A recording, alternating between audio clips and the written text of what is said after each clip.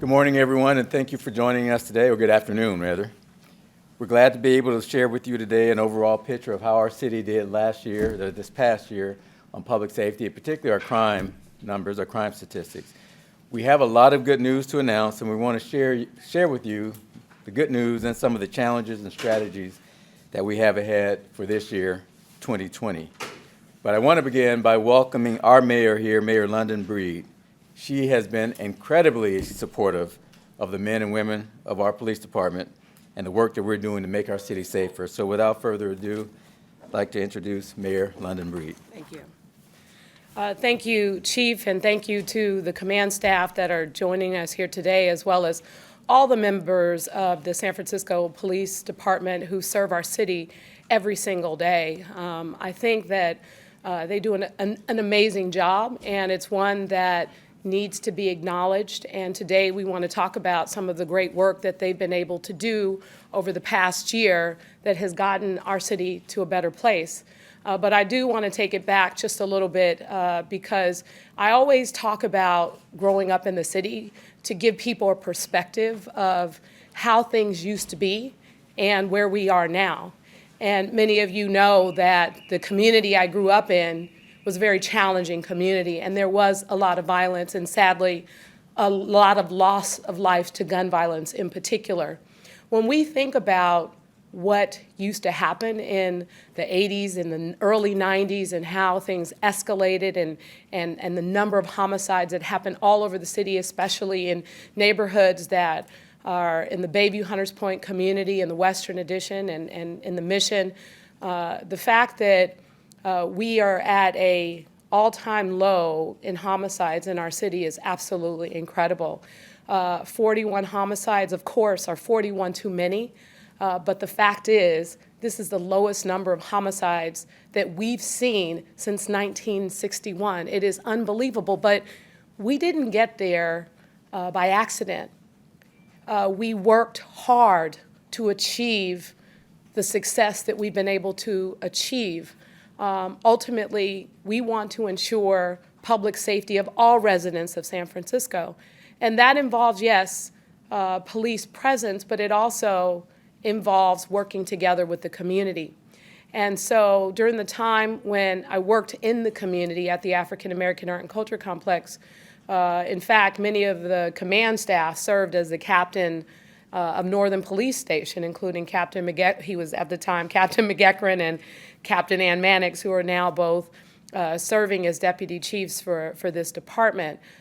We worked together on those issues to try and address not only the public safety challenge, but also how do we do more to serve the community and to give back so that that never happens in the first place. It's a very well-rounded approach, and it's very necessary, and we are seeing the results in the numbers that I know the chief is going to talk about later on today. It does take a lot of hard work. It does, as they say, take a village, and it does require a relationship with our police officers. And I will say that what I do appreciate about San Francisco Police Department in comparison to any other department in this country is how hard they work to develop relationships with the community, and oftentimes not always acknowledged for things that they do to go above and beyond, which builds the bridge necessary in order to keep communities safe, not just around the challenges of what we deal with violent crimes, but we know that San Francisco's largest challenge is homelessness. And we have many officers oftentimes who are the first to encounter people out on the streets. And what you don't hear about is when they're spending their own money to pay for hotel rooms or socks or food or a number of other things, when they are providing services which are outside the scope of what their responsibilities are. They care about the work that they do to keep the public safe. They care about the people of San Francisco. And they have a responsibility, of course, to ensure all residents are safe, but they are compassionate, they work hard, and many of the policies that we put into place here in San Francisco, including our policies around de-escalation and anti-bias training and a number of other things, have really set the stage for so many other departments all over this country to follow. And so I am proud of the work that they have done and will continue to do for the residents of this city. It is getting us to a better place, as we can see with the statistics. But I know that these statistics don't matter when, sadly, you or your family are a victim of violent or any other kind of crime that exists, which is why we are working hard every single day to ensure that this department is fully staffed, and that continues to be a challenge. The fact is, we are not fully staffed. And when we are being asked for support for beat officers and more traffic control officers and other things, we don't always have the capacity to meet the need. And I am definitely committed to continuing to fund more police academy classes and to work harder on recruitment efforts, but this is going to be necessary. Providing additional officers, especially as officers retire, is going to be critical to the success of the future of this city and keeping people safe. We've added more beat officers in areas where we know there were challenges, adding more substations and foot patrols and the things that help deal with the challenges that we know a growing city like San Francisco has. And we also are aware, we're not naive, that there is definitely more that we need to do and can do to ensure safety for all of us. So I am grateful and to the men and women of the department for everything that they have done to get us to this point. I know working together, we will be able to improve upon these numbers for next year. And with that, I'd like to take this opportunity to ask the chief to come back to the podium and talk more in detail about where we are with our statistics here in San Francisco as it relates to violent and property crimes. Thank you. Mayor. Thank you.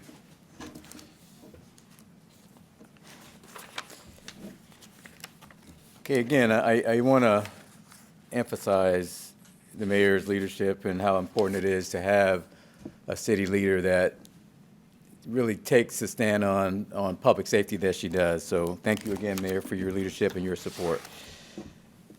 As I said, we're pleased with the way our statistics trended in 2019, particularly with violent crime.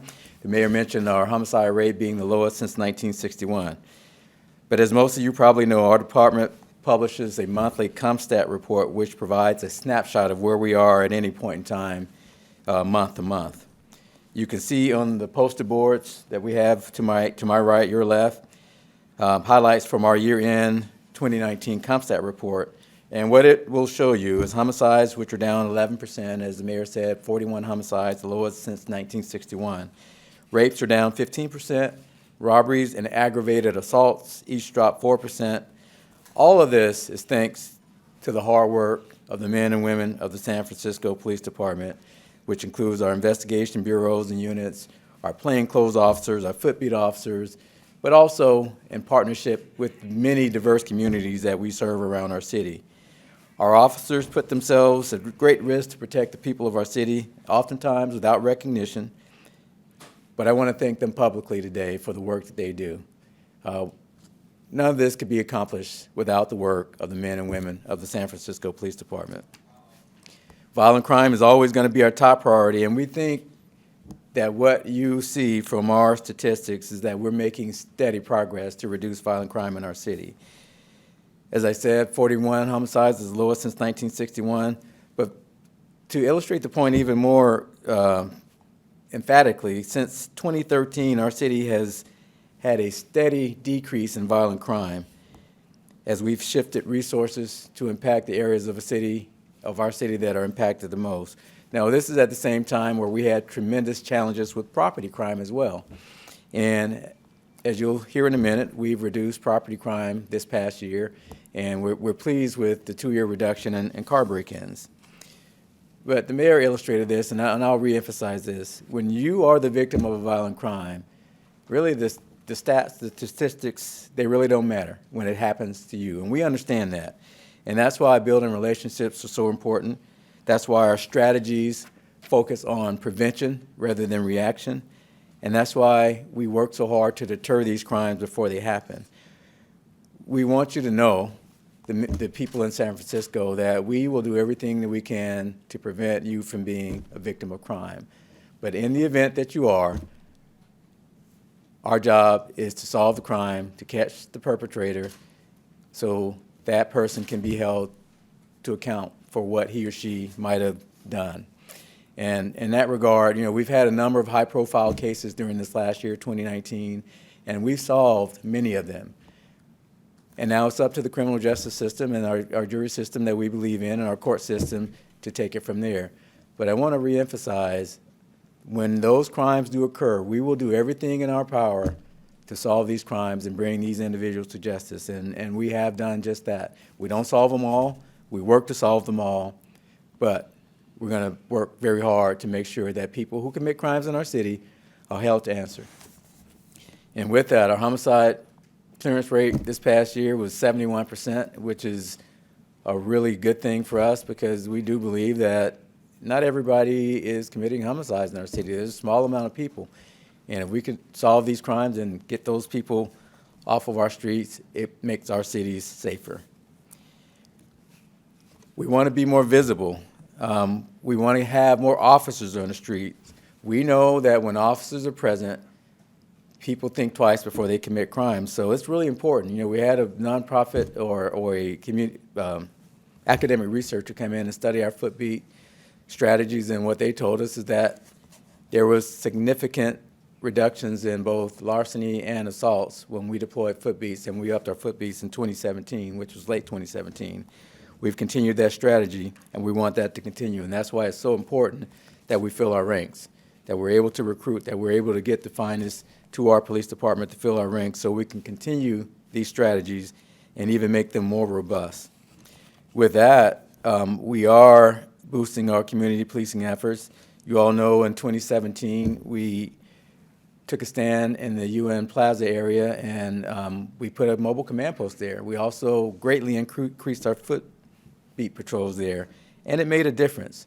We're going to continue that with our mid-market footbeats, and thanks to Mayor Breed and her emphasis on community policing, along with the men and women that I'll introduce in a minute, our leadership teams, we're going to further increase our foot patrols and focus continually on the mid-market area. I've talked to many people, business owners, residents, visitors, who have told me personally that they've noticed a difference when our officers are out there. That's why we need our officers out there. We need them engaged, and we need them to do the job of preventing and deterring crime. This will also support our deployment to other issues that we have to respond to throughout the downtown area and make the place safer for all to enjoy. The next thing I want to talk about is education, which is a key part of our crime prevention efforts. We've had our Smart Park campaign for a number of years now, a couple of years now anyway, and we really do believe that that made a difference. But I want to just go in a little detail of how that came about. I know Deputy Chief Lazar is standing along the wall, and we've had many different campaigns to reduce property crimes, but the point to Park Smart, number one, it was a collaborative effort. When it was designed, Deputy Chief at the time was Captain Lazar with community members. It really came from the community, and we helped foster that, but it really came from the community. And what we intend to do with that message is be vigilant, be resilient. Don't leave your property to make it easy for somebody to make you a victim. Lock your doors. Don't leave things visible in your cars, particularly things that you care about, because you have more of a likelihood of being a victim of property crime. Those type of public education campaigns work, they're effective, and we have to do them to work in partnership with our community.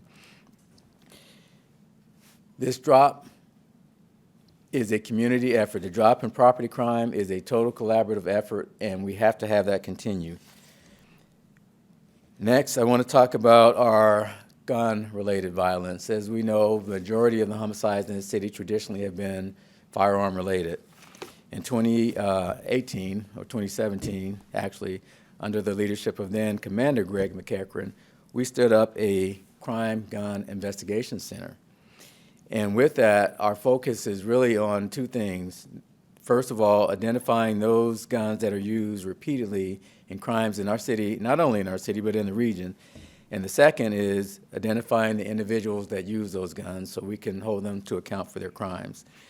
Last year, our Crime Gun Investigation Center led to the seizure of 96 firearms, just from, not 96 in total, but 96 from this investigation center, some of which you see on the table to my right. These include unregistered machine guns, short-barrel rifles, and silencers, and their efforts helped to bring about 90 federal and state arrests and indictments and generated over 300 leads to multiple firearm incidents. This has been a game changer in terms of building strong cases to get people who are willing to use firearms against another human being off of our streets, which in turn makes our city safer. Now, this is a key component of our strategic plan and our strategic initiatives, which emphasize collaboration with other city agencies and community members. In October, we also hosted our first Gun Violence Summit, which was led by our Director of Crime Strategies, Director Tiffany Sutton, who's also standing to my left. In that summit, we sat down with community members to identify strategies and reduce gun violence, particularly in the Bayview District, which is hard hit with gun violence. Each district has its specific challenges, and we have to be nimble. We have to work with community-based organizations and community members to adjust our strategies to each neighborhood across our city. Our crime strategies divisions, they're really doing the work of crunching the data, providing our officers with the feedback on how to deploy resources to best meet the needs of our city. Ultimately, we want to do all that we can to improve our responsiveness and make our city a safer city. We have a lot more work ahead. We know that. It's been said, the mayor said it, I said it, and you'll hear us say time and time again, one homicide is too many, one car break-in is too many. So we know we have challenges, but with that, we intend to work with the community. We intend to continue to reinvent ourselves, to make the adjustments we need to make in order to make our city the safest city that we can make it. And with that, I want to thank you for joining us today. Mayor Breed is on a very tight schedule. We're going to take a few questions. She'll have to depart in a moment, but we're glad to answer a few of your questions before she has to depart. Thank you. You mentioned that you want to fill your ranks. How many do you need, and where do you want to put them? Well, we want to put them in the streets. You know, we are, our city charter number is 1,971. We're about 100 away from that city charter number, but let me explain in a little bit of detail. That number doesn't include our airport. It doesn't include other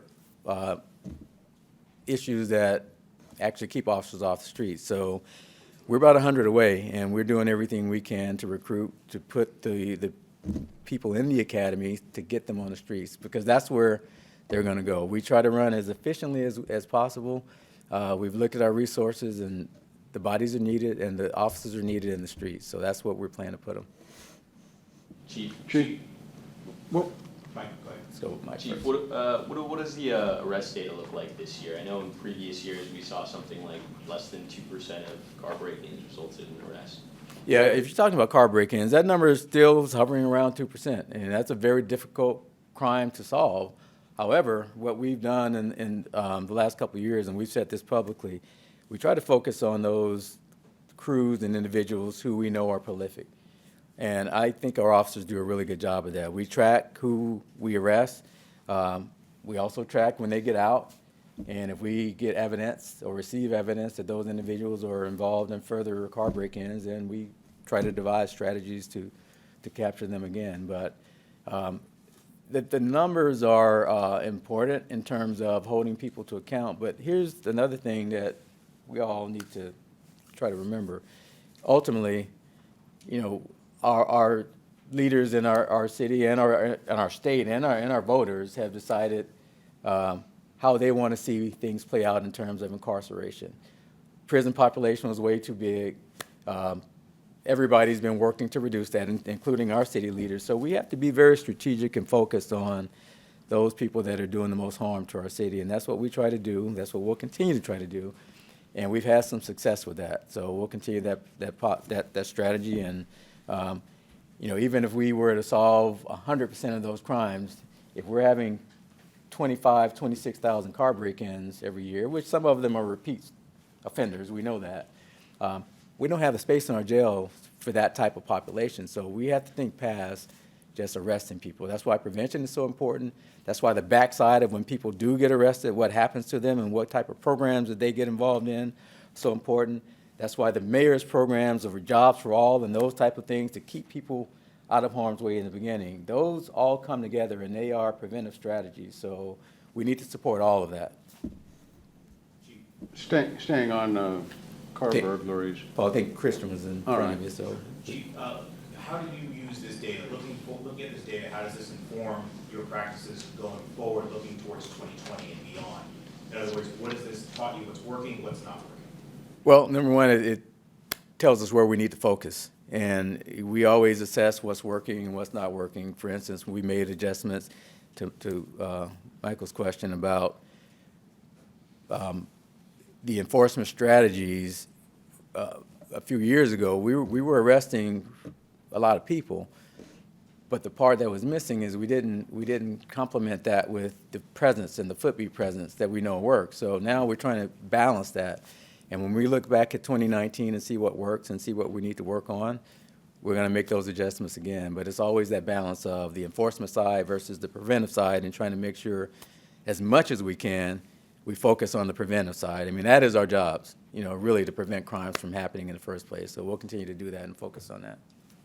And may I have a follow-up? Sure. Looking forward, then, working with the new district attorney, how does that work in terms of making sure that the arrests that you make are then prosecuted and sent to prison if that's what's necessary?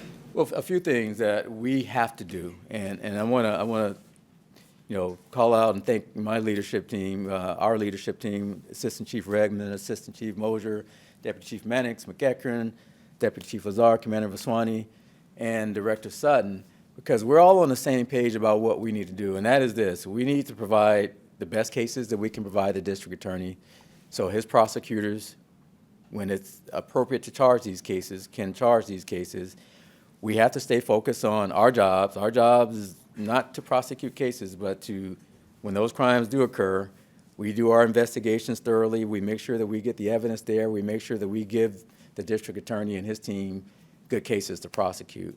And we need to be open to new ideas. We have to be open to new ideas. I mean, there's been a call for changes in the criminal justice system. We're one piece of that system, but we have to be open to strategies that hold people to account, but past that, as I said, what next? What happens after they do their jail time? Are they going to come back to our city and be assets and good for our city, or are they going to come back and victimize people and harm our city? So there's a lot that goes into that, and it's not just about policing. We have to support those programs that help us do that, get people help who need help. Equity is always an issue in policing. We have to be equitable in terms of how we approach our jobs, and all those things matter. So it's a lot to look at. It's very complex, but we're up to the task, and we'll continue to push on. getting back to auto burglaries, you talked about prevention. Is there more that could be done there, particularly with people that come to San Francisco from out of town, rent cars, go to places where tourists go? There is, and we're pushing that forward. I know when the mayor was on the board of supervisors, they crafted legislation for the rental car companies to make it less obvious by the markings and things like that on the rental cars. Those are big steps in the right direction. Now, we can't control what happens outside of our city and county, but we have been working with the rental car companies on public safety messaging. If you go to the airport, you will see the Park Smart campaign posted in the rental car, in the offices and where people rent their cars. Those type of things help. Working with our consular offices, so when they have their constituents come in from their respective countries, that the message is consistent about prevention. People come here to visit our city, their car get broken into, or their luggage gets stolen, and their passports and all their papers are gone. I mean, that's a big problem for people. So we have to spread that message any way we can. And those things are continuing. We're always looking to improve them and evolve in that regard, but there's always more that can be done. take a couple more questions, or one more question, and then we're going to break up into smaller groups. Yeah, Chief, have you thought about partnering with the federal, this is a national emergency with these break-ins. Federal courts are much more harsher and they have more funds available to address the issue. For car break-ins, there's not a whole lot of, as far as I know, there's not any federal prosecutions directly related to car break-ins. Now, some of the side issues that come from car break-ins, when guns are stolen, that type of thing, then it sometimes is appropriate to pursue those relationships with our federal partners to hold to account those type of violations. Somebody gets caught with a gun and they're, convicted felon and those type of issues, they could be very appropriate to pursue federal charges on those, which car break-ins, many times, that happens. So, not for car break-ins themselves, but we do have good relationships with our federal partners, and we do oftentimes pursue federal charges when it's appropriate to do so and when it's going to make our city safer. That's the bottom line. We want to use every opportunity, every resource, every partnership to make our city a safer city. Thank you all.